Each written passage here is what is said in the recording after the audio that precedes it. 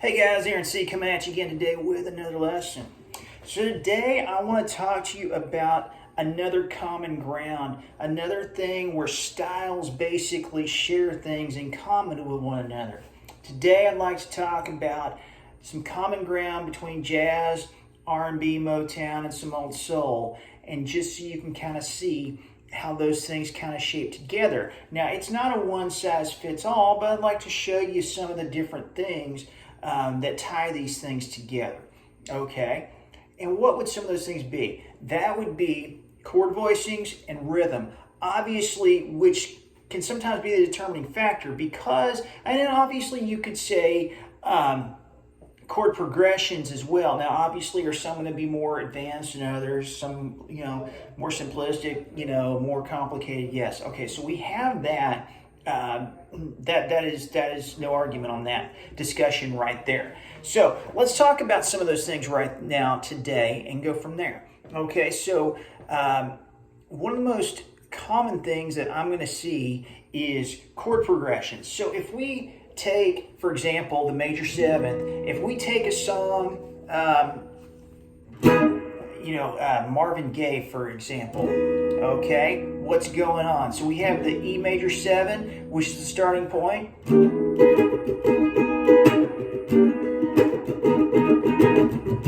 We have the C sharp minor 7. Okay, now, one thing is major 7s and minor 7s I happen to see a lot of in jazz as well. Now, where they're going to vary a lot is in the rhythms. You may not hear that rhythm so much in jazz. Now, on the R&B, Motown, soul side, yes, absolutely. Okay, the jazz is going to be more of a comp change. But the chord voicings remain very similar. So we have all that going on. Now, let's talk about another one of those. So, for example, if we're talking about Let's Stay Together by Al Green, we start,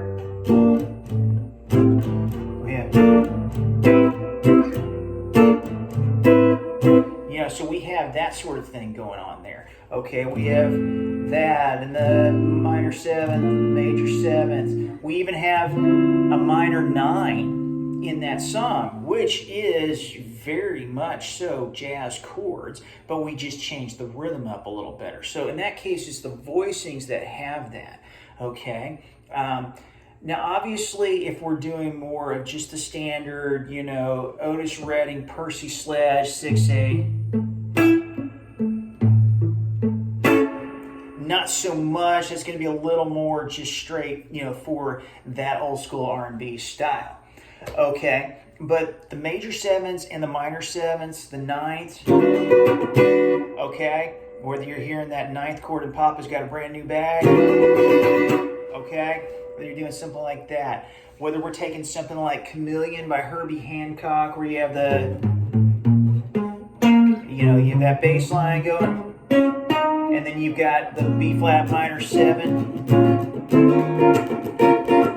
Not too much different than the Marvin Gaye thing. So, but that's a jazz fusion thing. So if you see what I'm saying, a lot of these guys are kind of intertwined. Now, once again, in no way, shape, or form is this a one-size-fits-all. But like most styles, you have common ground, okay? There's just certain things that set everything apart. In jazz, I'm going to hear more of the chord voicings and different rhythms, i.e. the swing rhythms, even the Latin rhythms and stuff like that. And once again, with jazz, it can vary based on what genre of jazz. Are you going more big band swing, or are you going more fusion? So those are things we got to keep in mind with there, with the jazz side. The Motown is always going to be very heavy backbeat, okay? 1, 2, 3, 4, 1, 2, 3, 4, 1, 2, 3, 4, okay? And same thing in a lot of your more 60s soul. It's going to be more in that 6/8 ballad thing, and even similar to the backbeats in Motown, the Marvin Gaye thing, the R&B. You're going to have those jazz voicings, but more of those different rhythms. Okay, so those are things to consider when you're looking at some different things there. Guys, thanks so much for stopping by today, man. I really appreciate you hanging out with me, and I appreciate you if you hang out more often.